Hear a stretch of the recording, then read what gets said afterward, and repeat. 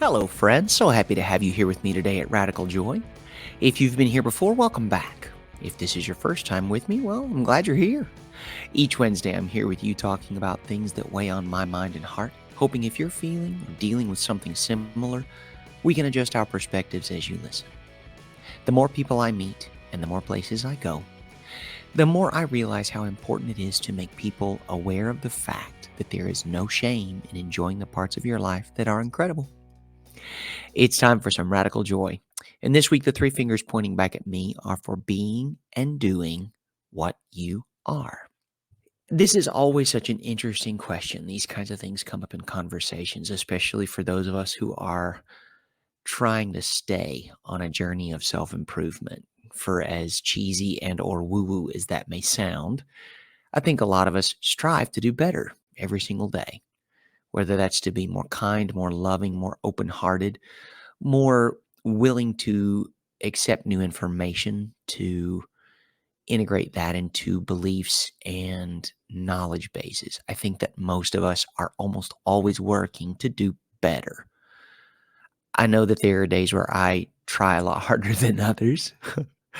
Some days, especially around the holidays, it can get very overwhelming very quickly with things that we have to do that are expected of us, especially during the holiday season for friends, for family, for get togethers, for celebrations, those kinds of things. And I get it. We're always willing to give grace. The thing that came across my mind, and I had it in my notes, I keep it in my phone, doing what you are, being what you are versus what you do and being what you do. I know these things sound very, very similar and perhaps indirect contradiction with one another, and maybe on some levels they are. It's something I just wanted to sort of talk out with us today. I am a writer. I am a singer. I am a traveler, a journeyman, a gym goer. There are so many things that I am that are also things that I do. Also, whenever it comes to that, I wanna be very careful to draw a very thin but very clear line between what I do as far as what defines me as a person, as an artist, as a contributing member to society, versus what I do as an employee, as a person who needs income in order to survive in the world in which we live.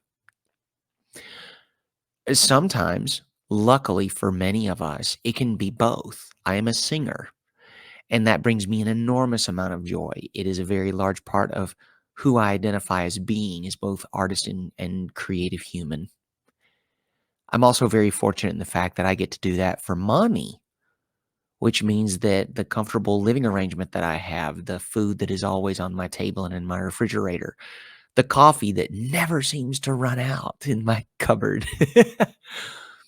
All these things are provided by the money that I get to make doing the things that I love to do that define me by an enormous amount of joy I derive in doing them.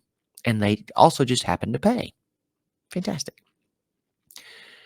There are also parts of me that don't pay, that I still get a lot of joy out of, that I still consider part of my identity. Writing. I don't make any money off writing right now. And if I do, I'm not aware of it. Now, I have put some things out there that have had a minor modicum of success, but I've never really seen any money come back from them that I recall. And I need to change that. And I know I need to change that. A very good friend of mine that I've known since high school just published a book. And I would love to say that it is absolutely excellent. This book is outstanding. There we go.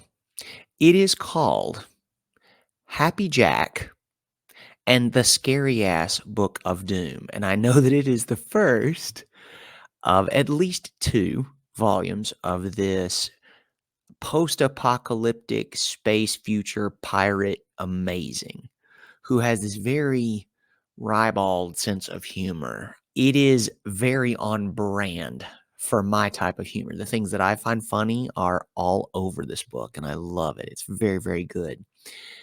It is also very dangerous because now that I know that my friend has done this, and as much as I enjoy it, I would love to know that I can do something like this, that it can be something that I can be incredibly proud of, as well as something that other people enjoy as much as I enjoyed reading this.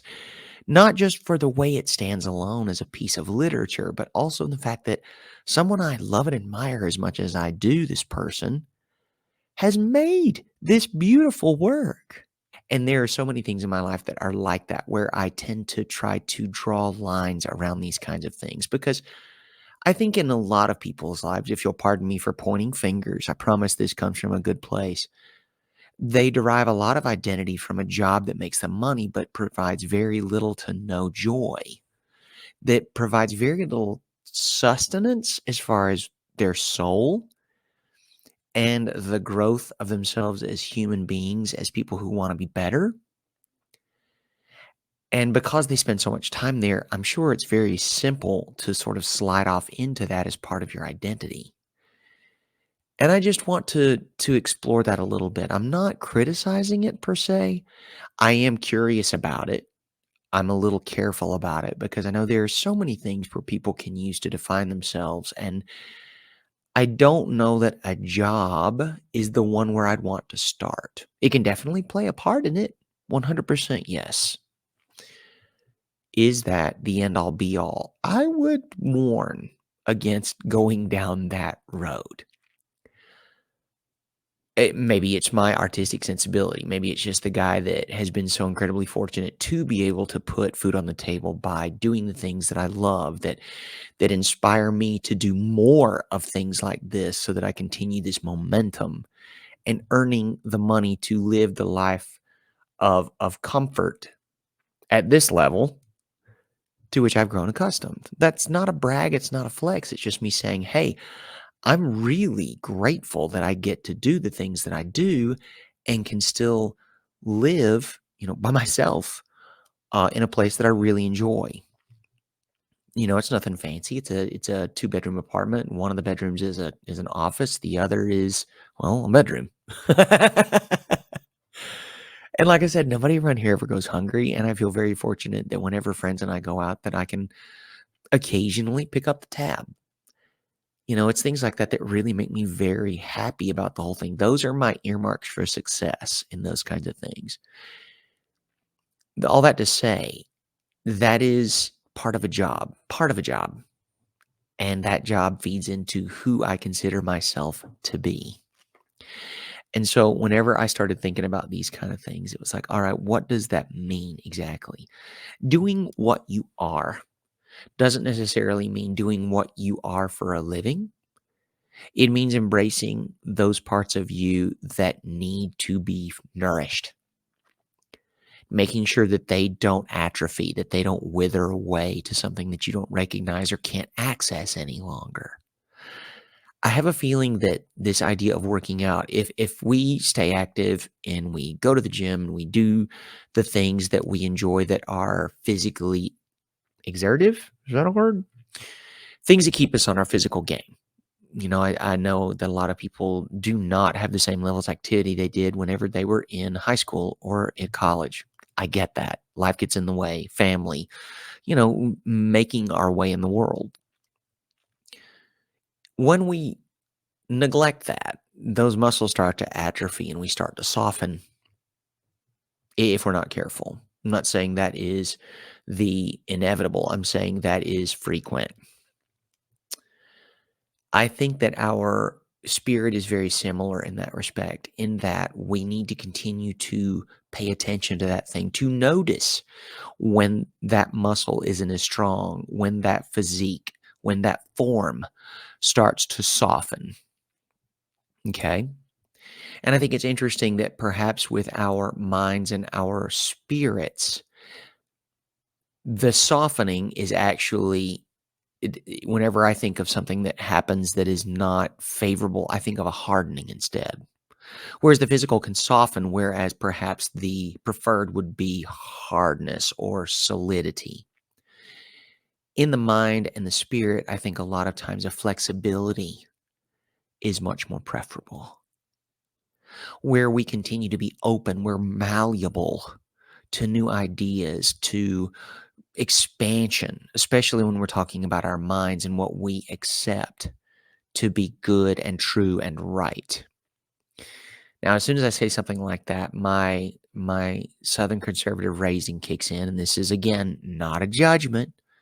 So please, before anyone gets their hackles up and think that's what's happening here, understand that is not it. I'm very cognizant of that, and I'm being very mindful of it for all ears that are listening and all hearts that are open to this, or at least hoping they will be. Okay? Whenever I think of a spirit or a heart being open and accepting to things, to more things, to all things, the first thing that comes to mind is trying to be very careful of that, because if anything will do, nothing is just as good kind of mentality. I know I've heard very important people in my life say that all in my childhood. And I want to make sure that while being open to new ideas, to growth, to accepting of more kinds of people, people who look, act, live, come from different places and different everything, that I'm also mindful that I hold to my own beliefs, integrate what I can to make those more accepting, loving, inclusive, as well as be mindful that not every single person whom I encounter is going to be someone who has my best interest at heart. I don't like to walk into something like that. I also know the world and the year in which we live, and I want to be very mindful, present, discerning. Is that okay? I hope that's okay, because that's the way I feel about it.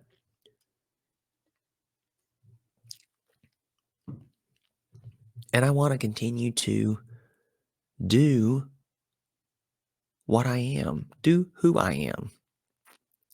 I want to focus my intention and I want to devote energy and time to being a writer and not just one who likes to, post little what I consider to be clever missives on Facebook, to use either flowery language or sometimes very stern and fiery language whenever people piss me off while they're driving stupid.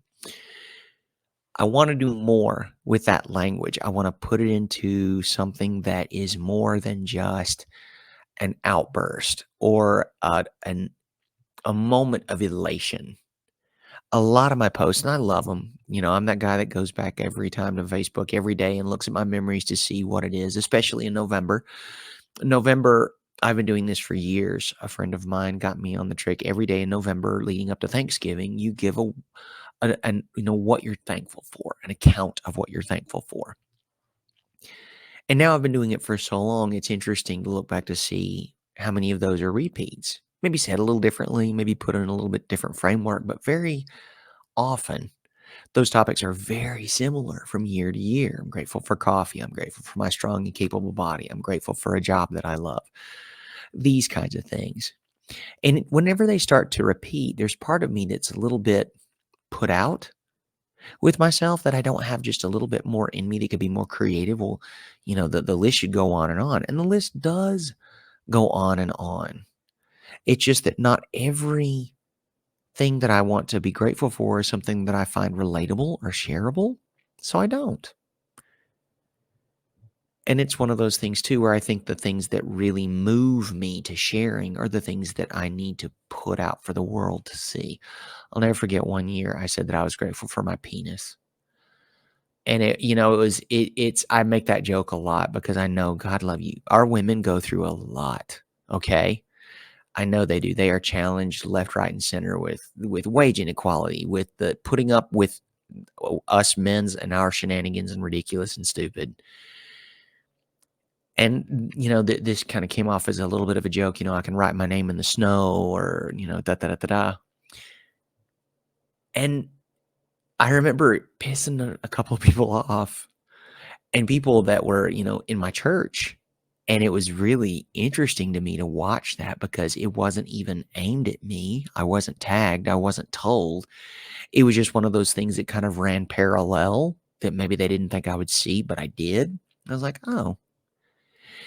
And the more I leaned into that, the more I was like, oh, at first I was really embarrassed. And then I started to get a little bit angry because I'm like, who the heck are you to judge my gratitude? It went through a lot of different colors of emotion in that criticism. And then there was a part of me that was embarrassed that I had written about it at all, that I could have written about something nice, something sweet, something everyone could enjoy. And then I think about, and again, we're all over the place today and I'm fine with it. If you've ever seen a musical theater show or you know a show from the musical theater genre called Title of Show, there is this wonderful song called, I think it's Nine People's Favorite Thing. And the gist of the song's, I'd rather be 9 people's favorite thing than 100 people's ninth favorite thing. There you go. Little song missive for us right here in the middle of the episode. And it goes on to talk about, like, the intro to it. It's like, well, if I wrote everything so that my grandma wouldn't be upset, well, by the time that I got finished cutting it, she's like, and I remember the scene they're talking about, they want it gutless, toothless, and ballless. Don't talk about blood, bile, or blowjobs, I think. I can't remember. We're going out there, but I promise you, this swings back to the topic. It really does. If you're always worried about what your art and what your creative is going to do and who it's going to piss off because they can't see past the end of their own business, you're probably going to be in for a lot of writing 3 type paragraphs about puppies that your grandma would be so proud of. It's either puppies or kittens. I can't remember. Either way, I love that. I love it. It's not a criticism. It's a judgment. But it's not even that. What it is an observation. If you continue to offer your art to the world, what it is that you came to do by what you think your audience wants versus what you were put here to say, chances are very good you're going to get a very diluted, diluted version instead of this powerful, dense, thick version of what you came to do, of what you came to say, of the art you came to make. And that's what I want to do. I want to be the dense, thick, bloody, biley. I want to be that artist to make sure that if it needs to be said because the artistic spirit, the creative life leads me there, that's what I want to do. That's who I want to be. That's the life I want to live. And I want to tell you, every time I have followed that, it has made me more. A stronger artist, a bigger human, a larger, fuller spirit. Okay? And I'm not saying that trying to be mindful of other people's feelings and reaction is wrong. That's not what I'm saying. I'm saying that there's an audience for all art. And there is an artist for every audience. Okay? What I am saying is that the art that I want to make, I would prefer it to be more like the stuff that 9 people love instead of putting it out there for 100 people to love as the 9th in their list of things they love. You know? And I think that's a very noble aim. Yes, fame is fun. Making money and the money that comes along with fame sometimes can be very helpful. Absolutely. Make no mistake. I believe, I have seen that people who remain true to their artistic spirit and what they need to put into the world, those people will experience a deeper, more long-lasting definition of success due to their truism to what they believed versus trying to make something that they think the world will enjoy. Now, I could be wrong. There are people out there who do things that I would never. And they have, some have achieved enormous success doing it. Great. That is their thing. And because it's their thing and they can do that, great. I hope they're enjoying it. I do. I'm still working to find what it is that I do that can make me wealthy, rich, just stinking stupid, filthy rich. I am. That's one of my benchmark for success, I think, and this may come across as cynical, and I don't mean for it to, but this is genuinely the way I feel. I think one of the few things that can insulate you from some of the worst things that can happen to you in the world, one of the few things that can do that the most effectively is money. And trying to find a way to justify that want for that security and safety, as well as being able to do a job for that money that doesn't crush my soul, is a really precarious balance to strike a lot of times, which is why I spend so much time thinking about doing what I am in order to find the success I would like to have to provide the security for myself and my loved ones.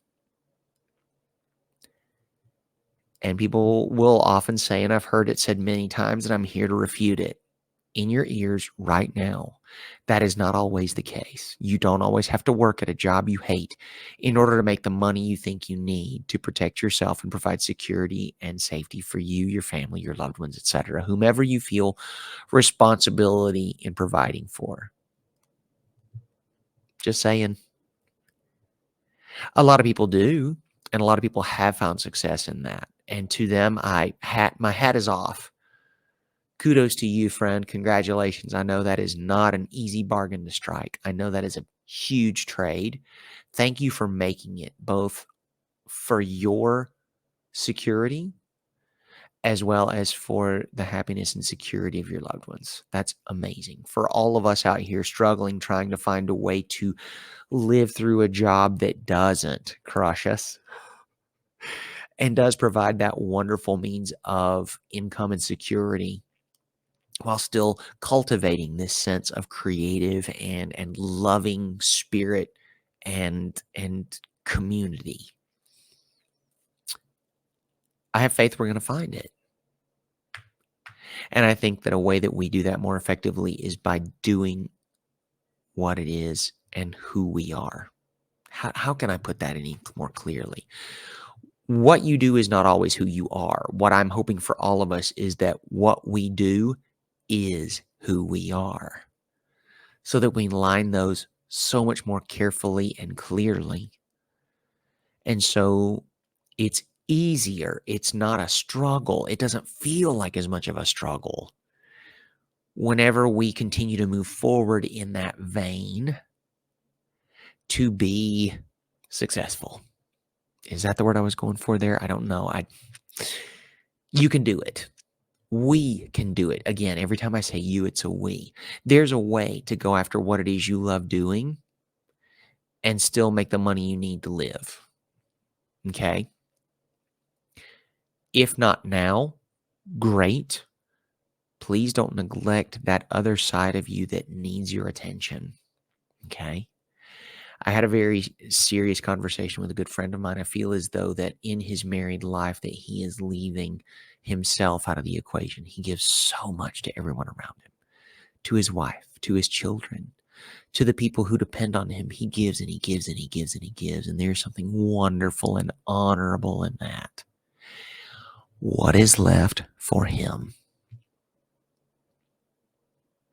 That's the question. The longer we live, the more we learn that we have to continue to watch out for us as well. If you're in a loving relationship, that's wonderful. You've got another tender. You've got another caregiver there to make sure that you get invested in, that you're cared for, that you are monitored so that you don't continue to give so much of yourself that you start to run low. That they will also continue to invest in who you are, the good person, the artist, the creator, the strength, the word, the peace, these things, however you define where you put your free time. Some people call it a hobby. Some people call it a passion. Whatever you choose to call it, make sure that you make time for it. It makes you better. It makes you stronger. It makes you more worthwhile to the people you're trying to help, to your partner, to your children, to your community, to your organization, to you. It's so important to make sure that those things aren't neglected. Well, geez, I just don't have time for that right now. Okay. It's the holiday season. Why in the world would you bring this up now? Literally every moment of every day is marked off by shopping or get togethers or preparation or food or da da da da da. I understand that. Believe me, trust, I do. I get it. I find that the more I have to do, the more productive I find myself to be. If I have a day that's got literally 8 hours out of 10 that are completely and totally scheduled and regimented with whatever, those other 2 hours that I have, I find I can get a ton of stuff done in that. Do you have that same experience? Do you feel the same way, or is it one of those things where those 2 hours you just take a moment to breathe and get a drink of water because you feel so overwhelmed by the rest of it? Totally fine too. I'm just curious which one you operate on, because I know where I am in this. If I have the whole day off, good luck with me getting any of this to-do list done, okay? It's literally sitting here at my right hand. I'm like, wow, I didn't get any of that stuff done today. Shiznit. However, you give me a day where it's all day long, hot poker near the eyeball, don't move, don't flinch, just do what you got to do. I will find a way to get another 7 things on that to-do list done and done well. Now, by the time the day finishes, all I want to do is shovel something in my face and flop down on the sofa or just fall into bed. Also fine. You know why? I earned it. I crushed it. And then I have days like today where I had 1 or 2 things on the list, and I've still got 50 videos that need to be edited and voiced over. We all have a ton of stuff to do. I get it. I do. We also need to prioritize. We need to make sure that we leave at least some time in the day for us and what we love to do.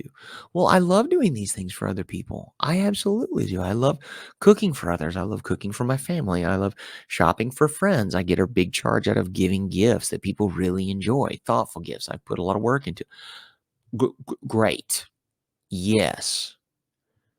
If it ends with for other people, understand that's about a half point for self-care. Okay. It needs to be done for the sheer joy and pleasure you derive from doing it. And it doesn't have to be hours and hours a day. It doesn't.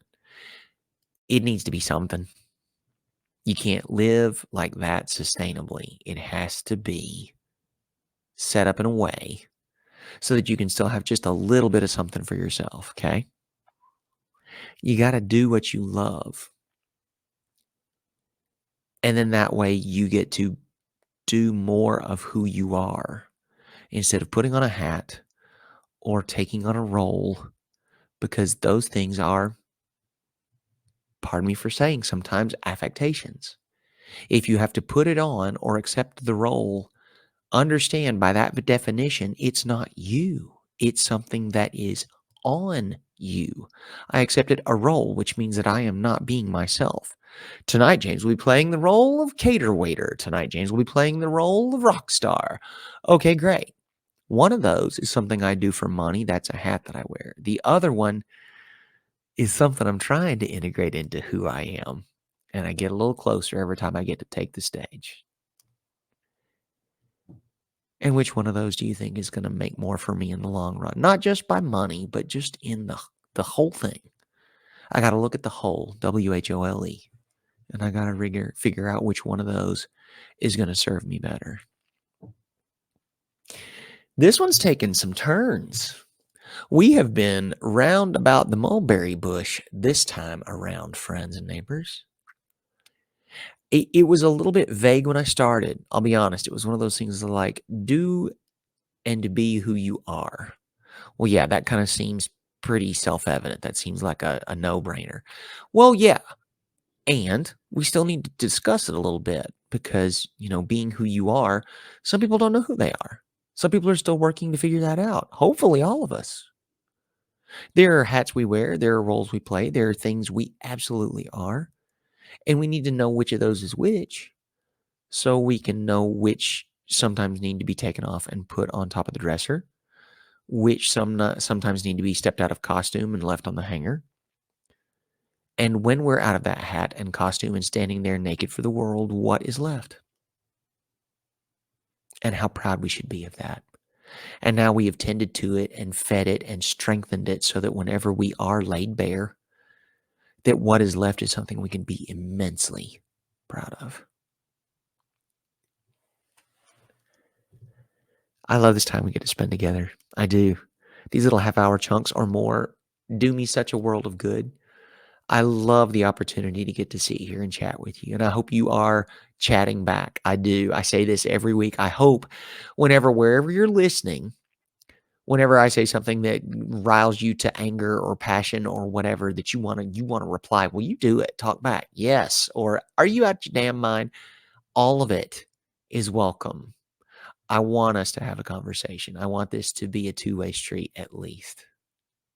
Speaking of, wherever you're listening, whether it's in your car, on your phone, on your computer, wherever it is, if you're the type to leave a review, we're always so grateful that you want to do that. Please leave us a 5-star review wherever it is you listen. Make sure we know about it so we can send you a thank you. A little swag from us here at Radical Joy. We'd love to send that to you. Just reach out, send us your mailing address. We'll be happy to get that on its way. As always, thank you so much for listening. If this is your first episode, welcome.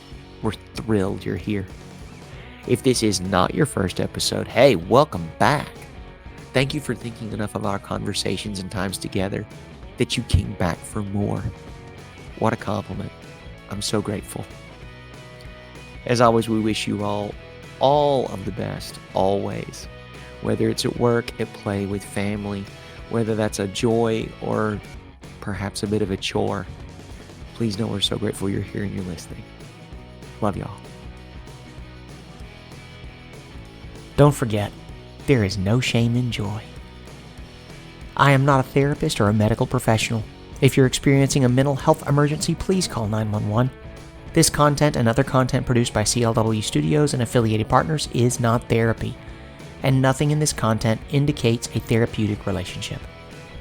Any opinions of guests on this podcast are their own and do not represent the opinions of James or CLW Studios.